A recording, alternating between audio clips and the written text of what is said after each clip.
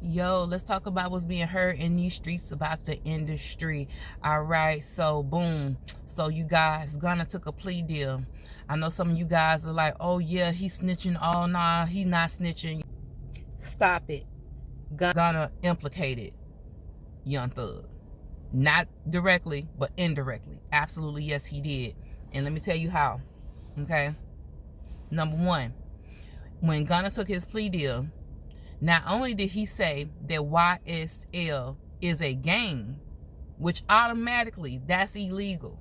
Like that's the reason why everybody got roped up in this, is because the prosecution claims that YSL is a gang.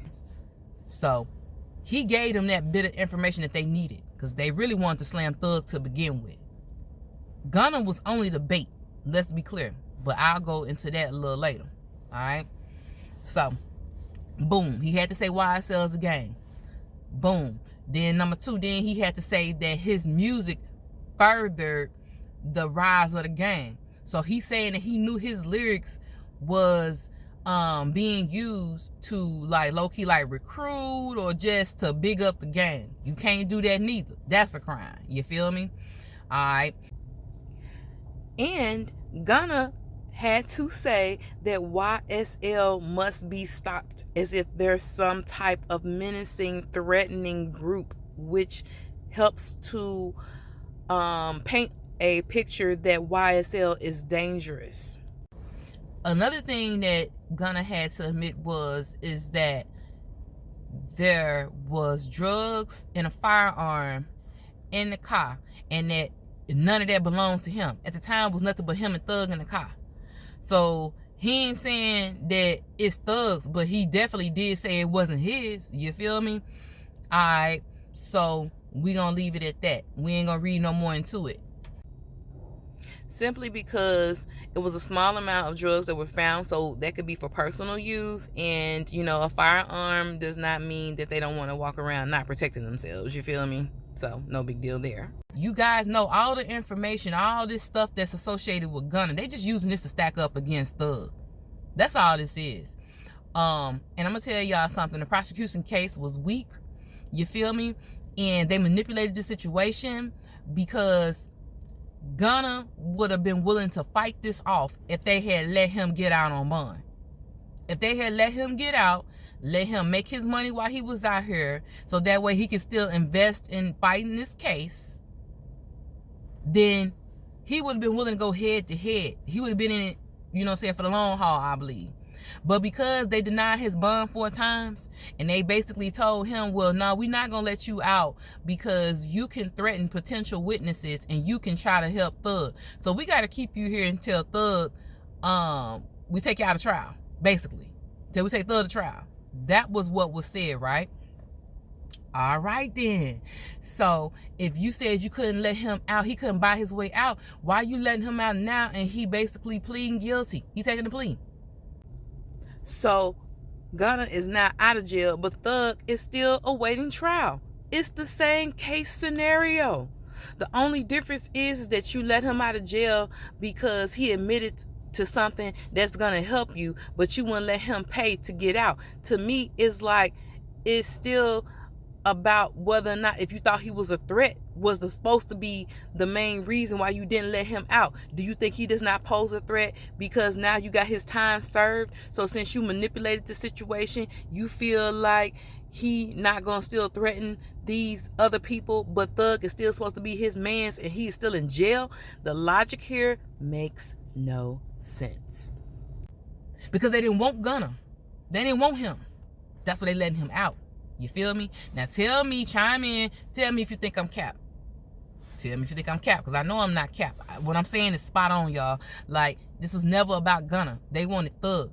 And they knew the person that was closest to Thug was Gunna. So they knew if they applied that right pressure and they got that boy to take a plea, then they already knew, okay, so since Gunna is what's making this look like a real business, you feel me, we gonna lean on him. And that's exactly what they did.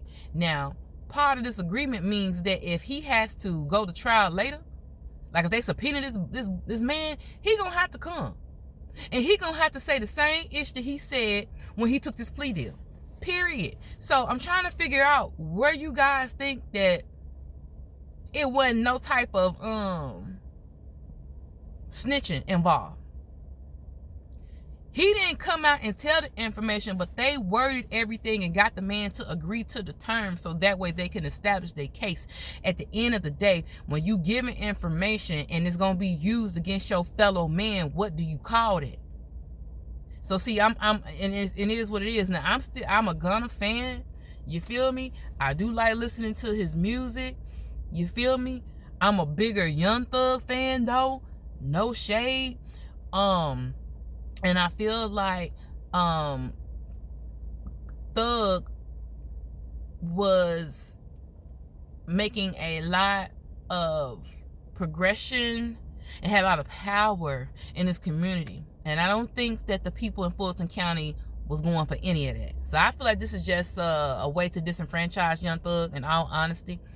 In actuality, Young Thug's downfall is that he had no business associating with these street dudes that was in jail. Like, you talking to them on phones that you know likely can be tapped. You have no business associating with these type of people when you're supposed to be trying to be a legitimate businessman. You can't be in the streets and then be trying to be legit at the same time. It does not work like that. These dudes in the street, they locked up. They threw their life away. Don't be associating yourself with them, because definitely how the system is corrupt now, you don't have to do nothing wrong. All you got to do is just wait for them to make up a law that, you know what I'm saying, fit your situation. And guess what? They're going to come lock you up for it. Crazy, right?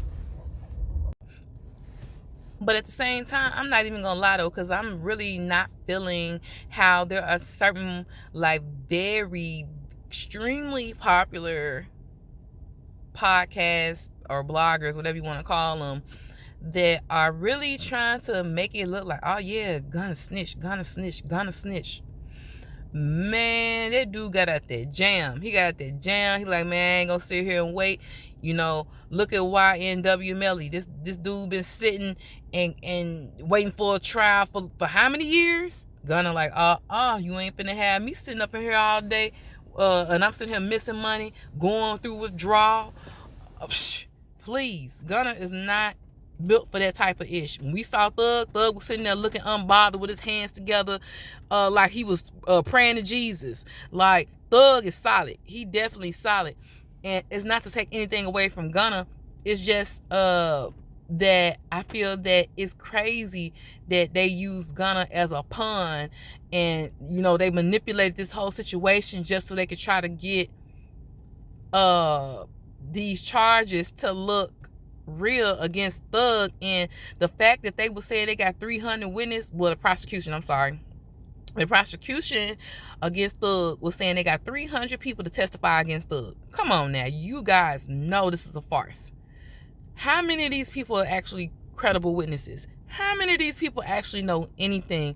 A lot of these people are probably doing this for an exchange to get something. People do not mind throwing other people underneath the bus, especially when they see that, you know what I'm saying, you was up there and they feel like you falling from your position. People love to drag you down. No cap. People love to do that. So I feel like it was going to be a whole circus.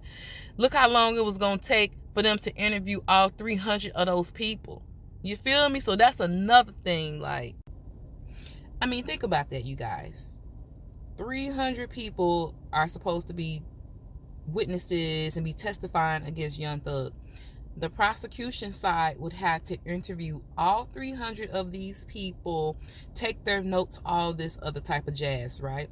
So meanwhile, Gunna is still sitting there waiting for all of this. So Gunna got out that jam. He was like, so I'm going to sit here and wait for them.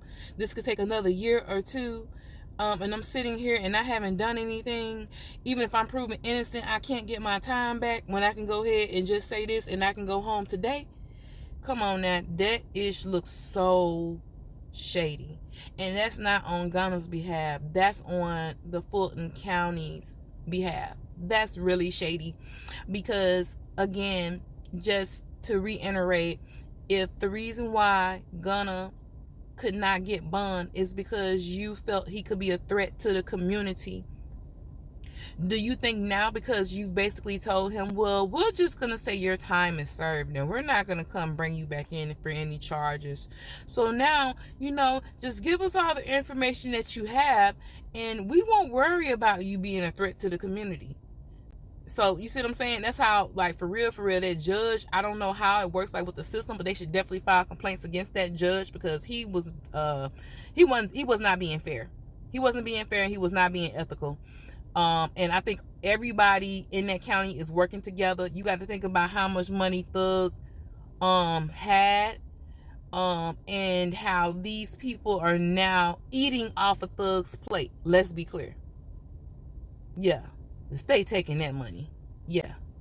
So, man, like, this ish is crazy. I feel like if Thug take it to trial, it might end up being a mistrial later on, because if it's like a R. Kelly type of situation, not with, the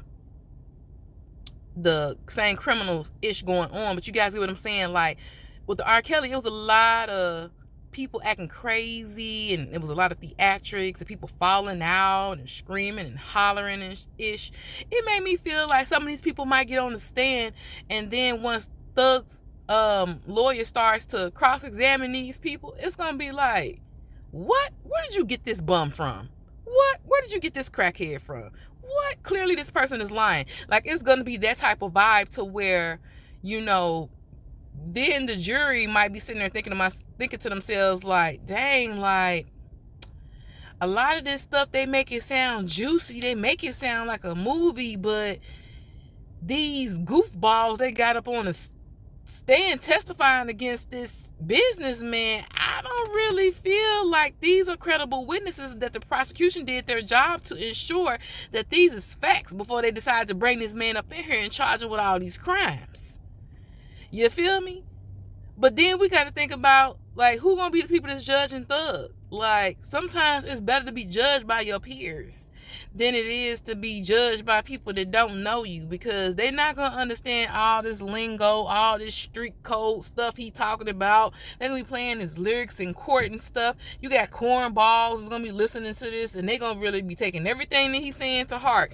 When meanwhile, keep in mind, this is still music. So he's supposed to be able to be imaginative. He's supposed to be able to basically have his freedom of speech and not have that held against him. Unless you guys investigate something and then it leads to something else. But clearly they didn't investigate ish. They just got a recording of him talking to some jailbirds.